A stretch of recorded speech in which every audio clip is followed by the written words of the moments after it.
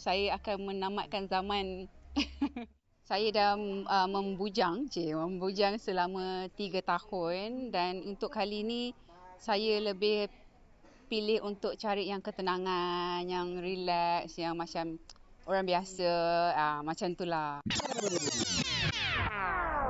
Terkini saya sedang pre-production untuk program terbaru Astro, budak Gen Z yang akan disiarkan pada hari raya nanti, insya-Allah. So tengah busy untuk preparation untuk pergi syuting juga sebenarnya ni. Kami budak Gen Z, raya-raya berjaya. Persiapan lagi satu, saya akan menamatkan zaman zaman Miss J, insya-Allah. Semoga dia memudahkan.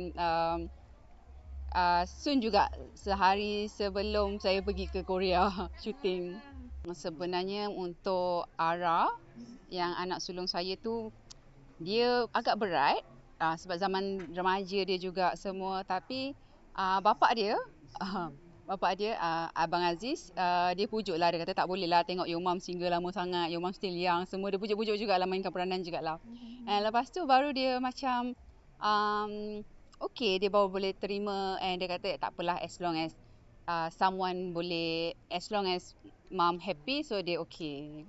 Kita berhubung pun, for me, kalau benda yang dah lepas, itu between me and my ex-husband kan. Bukan orang keliling dia ke, dan tapi kalau ada benda-benda yang, kalau boleh jangan besar-besarkan isu yang dah lepas. Sebab satunya, kalau kita nak ungkit, benda tu tak akan habis.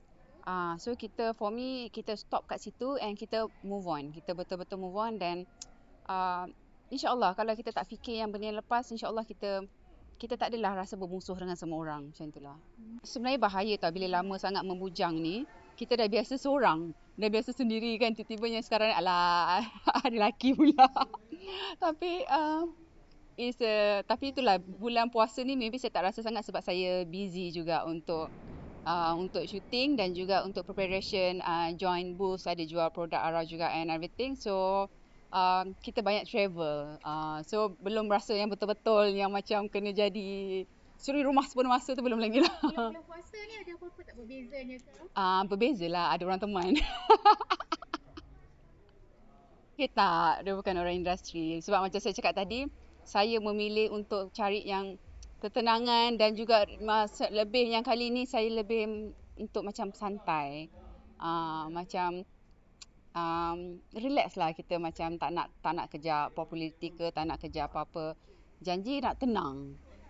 Nak tenang. Kalau saya rasa, and dia pun tak pernah paksa saya untuk kerja ke, macam kalau nak kerja, kalau tak apa. Something like that lah. Lebih tenang lah, lebih tenang.